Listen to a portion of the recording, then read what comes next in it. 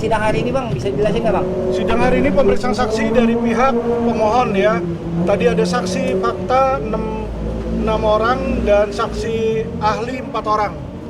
Kita Dari kesimpulan saksi yang tadi gimana Bang? Apakah ada cukup?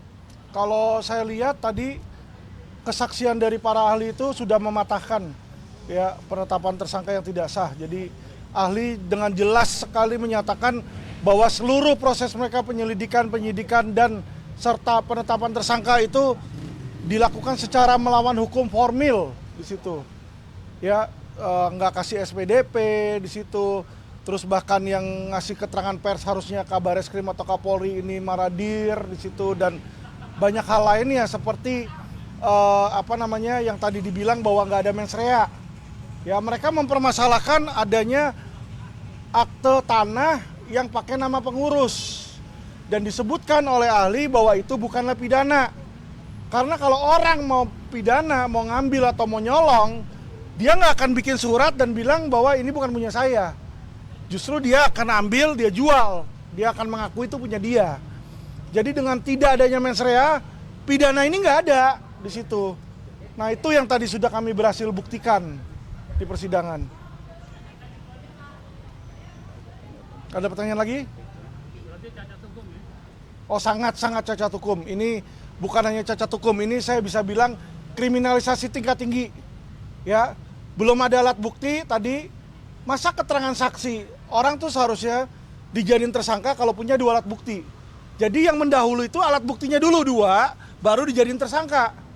Ini dia dijadiin tersangka November 2023. Alat buktinya keterangan ahlinya baru diperiksa tanggal 2 April 2024 ketika kita perapit.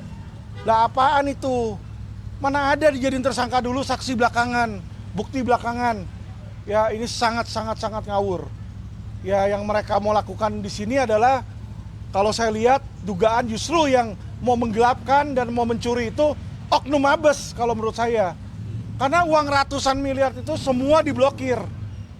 Dan uang ini uang untuk kepentingan masyarakat loh. Ya santri-santri, ya ulama-ulama di pesantren. Mereka nggak mikirin ke sana. Mereka cuma mikirin mereka ambil aja buat mereka pribadi. Itu nggak boleh seperti itu. Ya jadi saya jujur sangat kecewa. Saya bilang kepada pihak kepolisian dalam hal ini bukannya mereka nggak ngerti hukum. Mereka sudah tahu hukumnya, mereka sengaja langgar. Ya dia nggak kasih SPDP, dia nggak kasih penetapan tersangka. Padahal dia tahu itu wajib. Dia bisa bilang, emang kalau gua nggak kasih ada korelasinya. Berarti kan dia tahu harusnya ngasih. Dia tidak mau ngasih. Ya bagaimana hak seorang tersangka yang seharusnya dikasih nggak dikasih. Penetapannya pun ngawur di situ ya. Jadi sangat mengecewakan. Lalu ada agenda apa lagi Bang sekarang? Jadi besok pemeriksaan saksi dari pihak kepolisian. Jadi polisi katanya akan menghadirkan 1 orang saksi. Menurut saya saksi yang akan dihadirkan saksi pidana, ya. Tapi kita lihat aja. Tadinya ada 3, tapi dia bilang dia cuma mau menghadirkan 1. Ya nggak apa-apa, biar cepet aja. Bang tadi dari hasil sidang ini berarti bisa disebut bisa merugikan warga sekitar juga ya Bang ya? Karena kan asalnya ditarik dari sini, gimana Bang? Sangat merugikan masyarakat. Makanya tadi saya tanyakan kepada ahli TPPU kalau hal seperti ini, ya kan apakah uang untuk pesantren itu untuk masyarakat atau untuk orang tertentu? Dijawab ini untuk masyarakat, yayasan ini untuk masyarakat. Ya berarti otomatis yang dilakukan oleh Bareskrim ini merugikan masyarakat. Selama ini dia selalu bilang dengan pasal 2, Undang-Undang Nomor 2 Tahun 2002 tentang kepolisian, polisi adalah pelindung, pengayom dan pelayan masyarakat.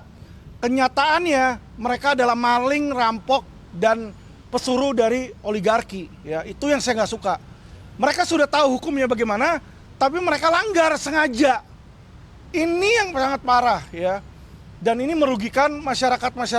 Kalau sekarang masyarakat Indramayu yang kena, kita nggak tahu suatu saat mungkin masyarakat Jakarta, masyarakat IKN, dan masyarakat mana lagi.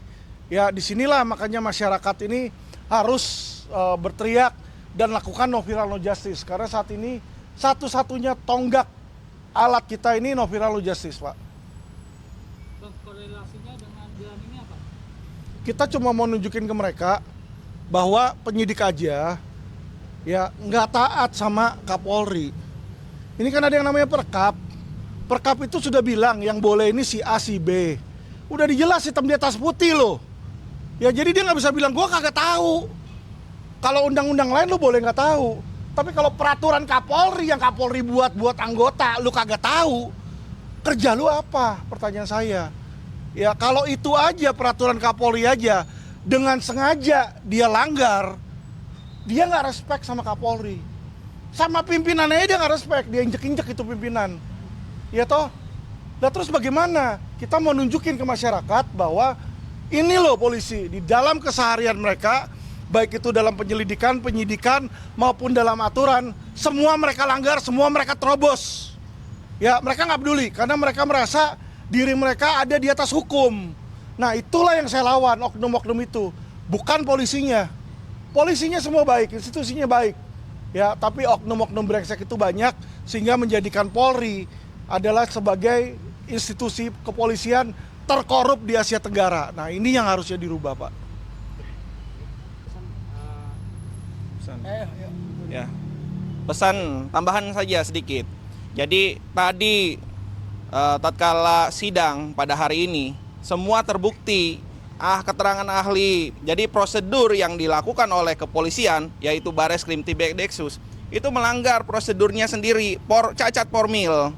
Jadi di sini sangat terlihat bahwa kepolisian yaitu Dir Tibet-Deksus melalui penyidiknya itu tidak profesional. Tidak profesional karena apa? Menetapkan seseorang sebagai tersangka seharusnya 2 alat bukti itu sudah dipenuhi, ternyata saksi saja April 2024 baru diperiksa ahlinya. Bagaimana seseorang ditetapkan tersangka tetapi tidak ada keterangan ahlinya? Itu yang menurut saya dan dinyatakan oleh ahli hukum pidana itu cacat formil. Apalagi terkait dengan pasal 53 Undang-Undang Yayasan bahwa seseorang yang menjadi pelapor seharusnya itu adalah orang yang dirugikan dan pengurus juga harus pengurus, dan itu formilnya itu harus di penetapan pengadilan. Ternyata ini tidak dilakukan oleh Bareskrim. Langsung seseorang itu disidik, ditetapkan tersangka, baru ketahuan sekarang di pengadilan, di pra-peradilan ini formilnya cacat hukum. Demikian. Bisa tambahkan, Pak? Ya. Saya cuma minta agar Ketua Pengadilan Negeri Jakarta Selatan punya keberanian untuk menegakkan keadilan demi masyarakat. Ini tidak berbicara tentang Panji Gumilang seorang. Ini berbicara tentang keadilan bagi seluruh masyarakat Indonesia. Kalau dia lakukan ini terhadap Panji Gumilang saat ini, besok bisa melakukan terhadap kita semua dan keluarga kita. Nah disitulah makanya Ketua Pengadilan Negeri Jakarta Selatan sebagai benteng terakhir keadilan harus bisa memberikan keadilan bagi masyarakat. Kalau memang penetapan tersangkanya dilakukan dengan cara melawan hukum, di situ dia harus berani membatalkan penetapan tersangka tersebut. Ya jangan takut. Mau itu Jenderal Bintang 1, Jenderal Bintang 2, Jenderal Kejora di situ. Kalau orang benar ya lepasin dong di situ ya. Saya mau Ketua Pengadilan Negeri Jakarta Selatan walaupun hanya di pengadilan negeri tapi dia punya kewenangan, dan saya mau agar mereka berani di situ melawan oknum ya, bukan melawan jenderal, bukan melawan polisi tapi melawan oknum. Demikian.